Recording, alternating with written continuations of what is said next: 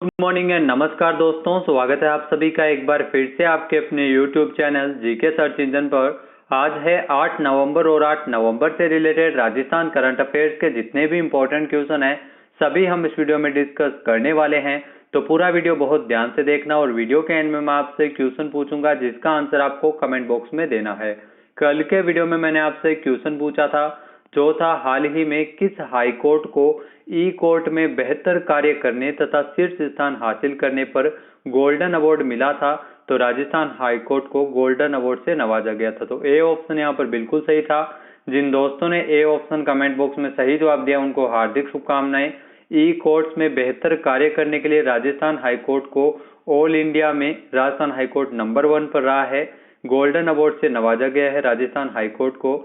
High court में technical director Sanjay Sharma को golden award से नवाजा गया था। दूसरे स्थान पर छत्तीसगढ़ हाईकोर्ट के संजय कश्यप को सिल्वर अवार्ड मिला था और तीसरे स्थान पर ओडिशा हाईकोर्ट के विश्वेश्वर सुबुद्धि को ब्रॉन्ज अवार्ड से नवाजा गया था। तो ई कोर्ट्स में बेहतर कार्य करने पर राजस्थान को यह पुरस्कृत किया गया था। एनआईसी की ओर से वर्चुअल आयोजित समारोह में यह पुरस्कार दिया गया था।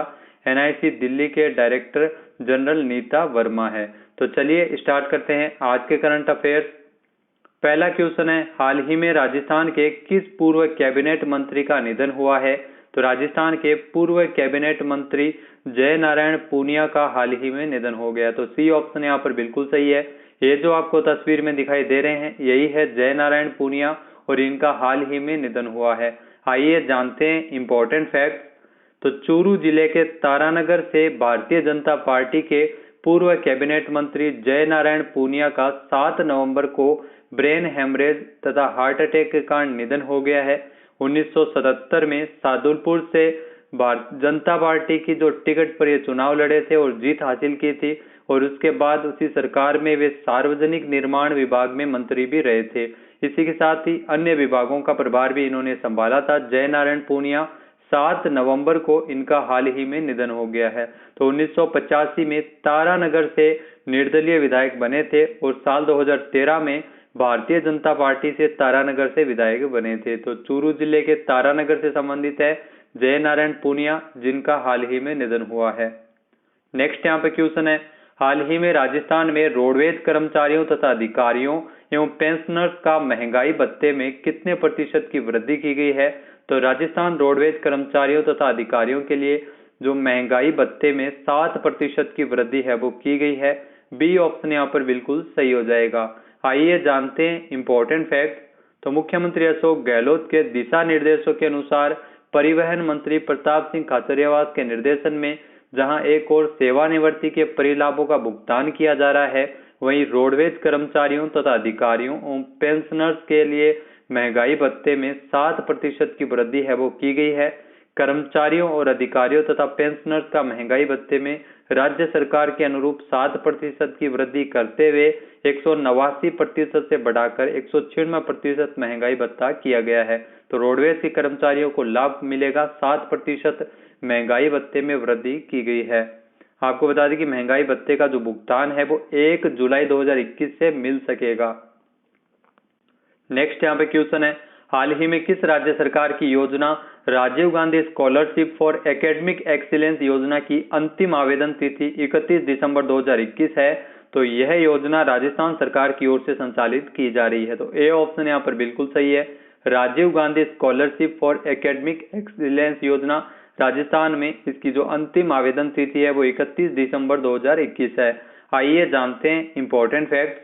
तो उच्च शिक्षा विभाग राजस्थान सरकार की ओर से राज्य सरकार की योजना Rajiv Gandhi scholarship for academic excellence संचालित की जा रही है। इस योजना के लिए आवेदन की प्रक्रिया भी शुरू हो चुकी है और जो 22 अक्टूबर से लेकर 31 दिसंबर 2021 तक इसके लिए आवेदन हो सकेंगे। इस योजना के तहत चयनित छात्रों को जो स्कॉलरशिप तथा विदेश में पढ़ने का मौका दिया जाएगा। योजना को शुरू करने की घोषणा इसी साल राजीव गांधी की जयंती के अवसर पर 20 अगस्त को की गई थी। इस योजना में केवल वे विद्यार्थी आवेदन कर सकेंगे जो राजस्थान के मूल निवासी होंगे। तो सारे ही फैक्ट इंपॉर्टेंट है। इस योजना के तहत 50 विश्वविद्यालय से सत्र 2021-22 या 22-23 में अध्ययन करने के लिए प्रवेश प्राप्त कर लिया हो वही इसके लिए पात्र होंगे। जन आधार कार्ड होना इसके लिए अनिवार्य है और अभ्यर्थी की जो परिवार की कुल वार्षिक आय है वो सालाना 8 लाख रुपए से कम होनी चाहिए। इस स्कॉलरशिप योजना के तहत लगभग 100 करोड़ रुपए सालाना चयनित छात्रों के लिए खर्च किए जाएंगे और कुल 200 चयनित छात्रों को इस योजना का लाभ है वो मिलेगा।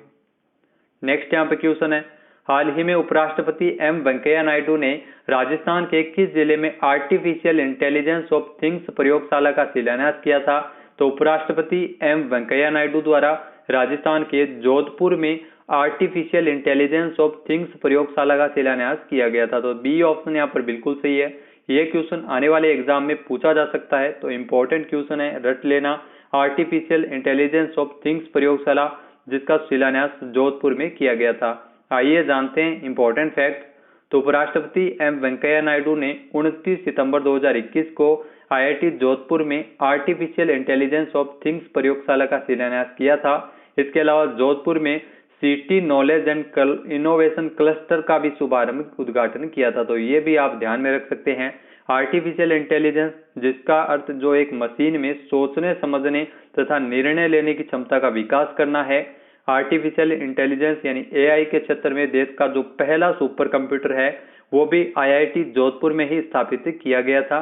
एनवीडिया कंपनी की ओर से DGX 100 नाम का ये सुपर कंप्यूटर जोधपुर में लगाया गया था।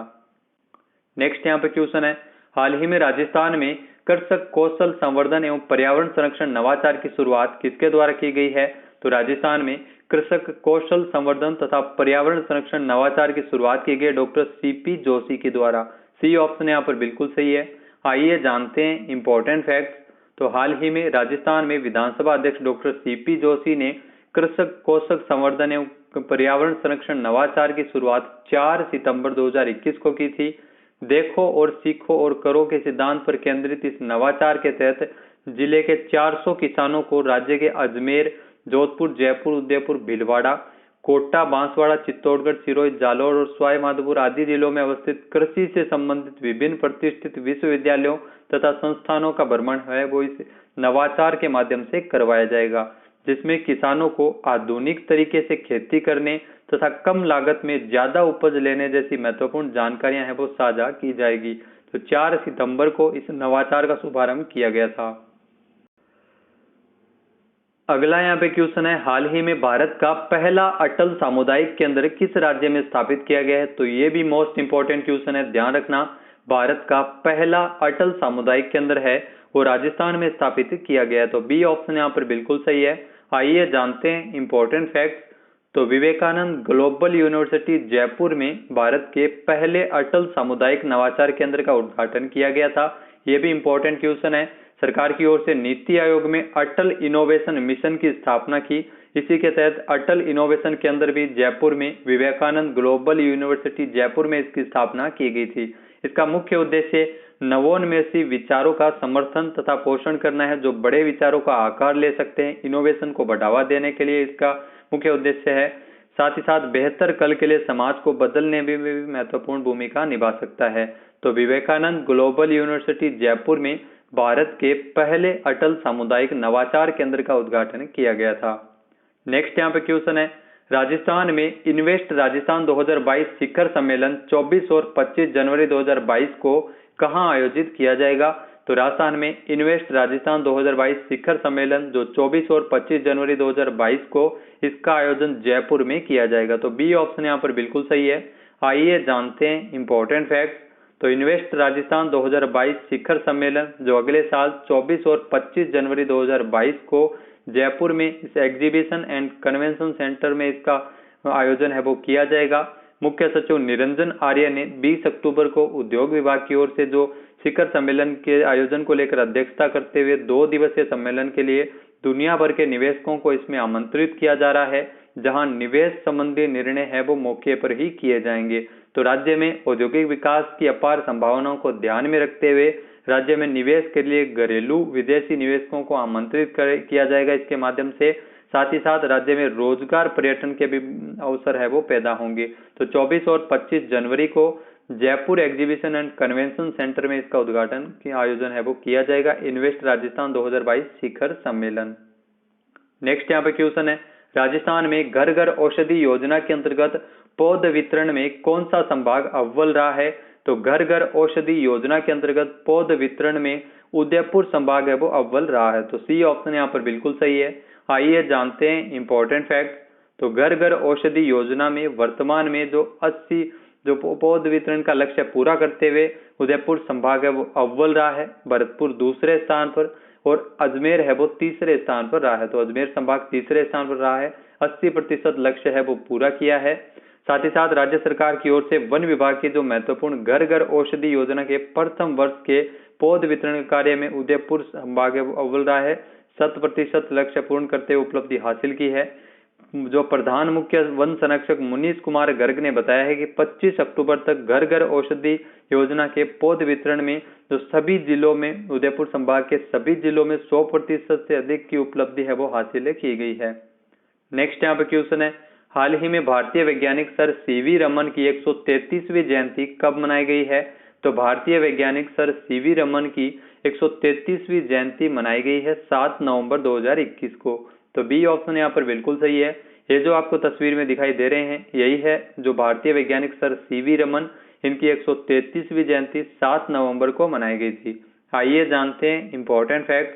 तो 7 नवंबर 2021 को सर चंद्रशेखर वेंकट रमन अर्थात सीवी रमन की 133वीं जयंती को चिन्हित किया गया था। 1930 में भौतिकी के लिए नोबेल पुरस्कार जीतने वाले पहले भारतीय थे। तो ये भी मोस्ट इंपॉर्टेंट फैक्ट है। 1954 में इनको भारत रत्न से भी नवाजा गया था। इनका जन्म 7 नवंबर 1888 को त्रिची तमिलनाडु में हुआ था। उन्होंने रमन प्रकीर्णन और प्रक्रिया तथा रमन प्रभाव की खोज की थी। तो सर सीवी रमन जिनकी 133वीं जयंती 7 नवंबर को मनाई गई थी, 21 नवंबर 1970 को इनका निधन हो गया था। नेक्स्ट यहाँ पे क्वेश्चन है, हाल ही में किसे खेल मंत्रालय द्वारा प्रतिष्ठित तेनजिंग नोर्गे राष्ट्रीय साहसिक पुरस्कार मिला है? तो तेनजिंग नोर्गे राष्ट्रीय साहसिक पुरस्कार मिला है सर्वेश धड़वाल और अमित बिष्ट को। तो सी ऑप्शन यहाँ पर बिल्कुल सही है, उपरोक्त दोनों। तो यह है सर्वेश धड़वाल और अमित बिष्ट जिनको खेल मंत्रालय की ओर से तेनजिंग नोर्गे राष्ट्रीय साहसिक पुरस्कार से नवाजा गया था। आइए जानते हैं इंपॉर्टेंट फैक्ट।